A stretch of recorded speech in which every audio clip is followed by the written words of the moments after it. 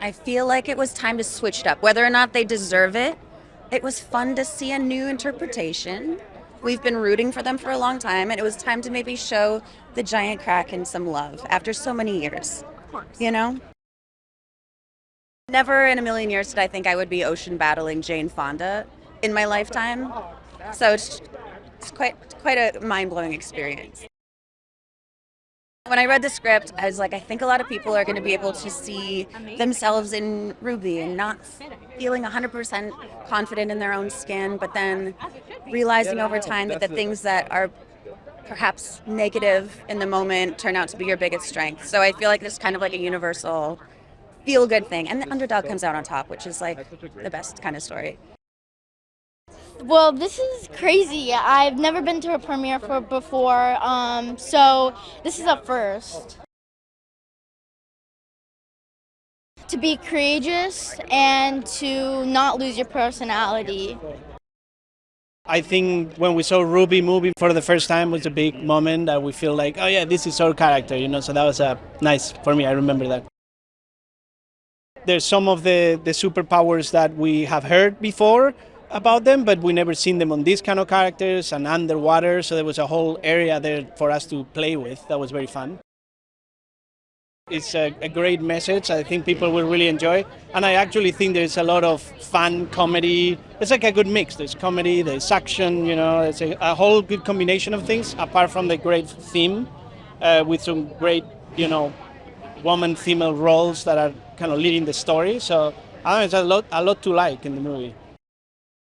I just feel so honored to be here, and it's always been like my dream to write a song for an animated movie, and like DreamWorks is my favorite. Like everyone who knows me knows I'm a DreamWorks girl, like through and through. Like Shrek and Fiona, all of it. It's like, just to even be here and like have this opportunity is just unreal. I think like coming from London, like my dad took me on a trip here when I was 14, and I remember we came and we looked at all the pan prints, and I just remember being like in awe of like the history, and like my parents are actors, and it's like this is like Mecca for like cinema and movies, and it's just like it's so old Hollywood, and it makes me so I'm pinching myself that I'm here. So we've flown over from London, feeling very, very lucky to be here.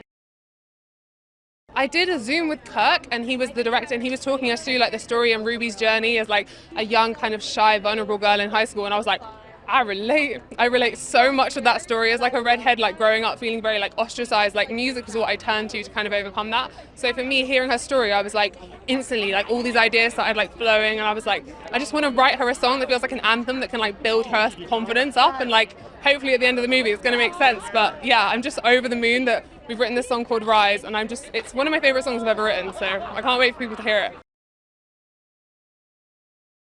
I saw it and I was like, I think I need to do a little blue, purple, a little indigo moment. I think that it would be, right? You can see it. You can see it.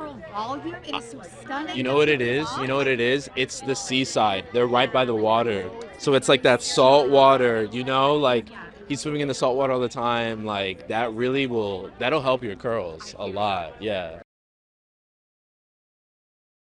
I mean, you feel protected, It's a Kraken. Like, no one is stepping to you. You're feeling safe. You're feeling safe. Working on the project, I think the thing that was so exciting about me was how universal the story is and how we all can relate to a period in our lives where we were trying to come to terms with something that we maybe didn't feel proud of or felt a little ashamed of. I think that everyone has that at some point. If you don't have that, write a book, tell us your secrets, because everybody goes through that. So yeah, I thought that was really cool. Anything that just taps into something that feels really true and human, that's always exciting to work on. Oh, I thought she was a lot of fun. She's feisty, and she has a sense of humor, and most importantly, she wants her granddaughter to realize that she's not what she thinks she is, that underneath what society has told her she should be, she has the potential for being a leader, a heroine, and that's always important.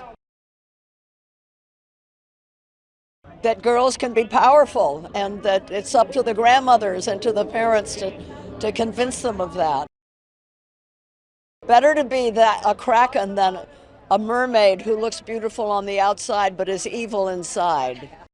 The first threshold was just getting on the carpet, just a carpet.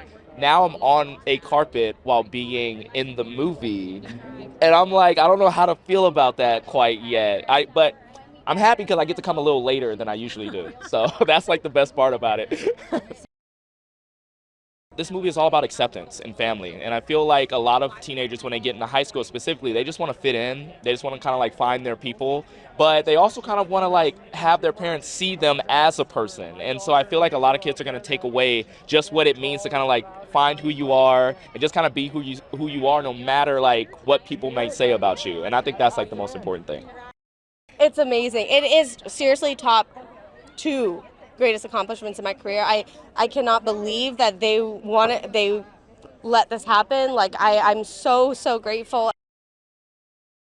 Often in animation, you kind of only see like the good parts of relationships, and in our film, we do like, it's very realistic. We have like the drama, the when you think your mom is trying to ruin your life, all that stuff, which is so real. So I was kind of drawn to the just like the authenticity of our script, the way that it was portrayed, like the grandmother situation, and I was really excited because I wanted to make something truthful, so I felt our script did that. The truth is, mermaids are like horrible, evil, conniving fish people. And krakens are Wonderful protectors of the ocean, warrior queens, good people.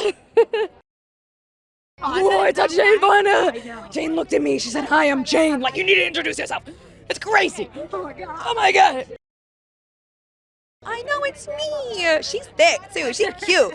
I really love the way like she's pattern blocking. She's wearing every color in the world, every pattern in the world, and it just shows like express yourself on the outside. You know, like have fun. Like you're wearing glitter right now. Be bold. Be like have fun with your fashion. It means especially a lot being a part of the Asian community myself, South Asian representation. We've got this girl blazing a path that we are so lucky to watch and witness. She's brilliant and she pours her heart and soul into everything that she does. Even Press with her the other day was just flying high. She's just a joy. So she could not be more her character, but the like post-puberty version of her character. But it's true. She's such a strong, fierce woman, so I'm glad to be the woman that's by her side. We got powerful women in this, and behind the scenes too. Behind the scenes, behind the camera, but really, you know, the female filmmakers that made this possible, Kelly, Cooney, Salela, we've got Farron, Pearl, they all poured their heart and soul into this. There's so many generations, Grandmamah, mothers, daughters that are gonna be seen and celebrated, and it's gonna be a bonding experience to watch this movie together.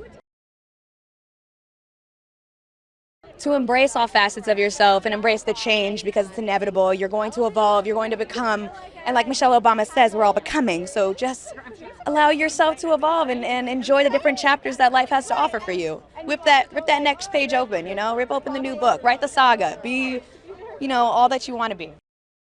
So when I read the script, I was obviously very inspired by Ruby. She's just curious and quirky and smart and sweet. And so I wanted to write a theme that was really memorable for her, something really special. I was also really inspired by the underwater world and how I could explore those kinds of colors. So I started hearing like dream pop and like synth pop in my head for some reason, so I kind of just followed that instinct, and so I recorded a bunch of guitars, which my husband John Monroe recorded all the guitars. It's like reverby guitars, lots of like harmonized, like wet sounding vocals, some like electroacoustic harp that's like run through all these pedals and stuff, and that just kind of shaped the sound of the score in a big way, and it sort of plays into Ruby's teenagehood, and then underwater it feels like really mysterious and kind of spacious and effervescent.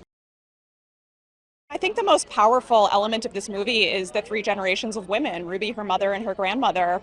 And from a musical standpoint, I wanted to highlight that, so I wrote a motherhood theme for all 3 of them that sort of brings them together even when they're separate, leading their separate lives. It's like a fiber that kind of brings them together and how powerful they are as a family. I don't hope, I know that everybody's going to connect with this story because Ruby is universal. She is just looking for her identity, trying to find her place in the world, and I think we can all relate to that, and just like finding what's special about her and not seeing it as a weakness but a power.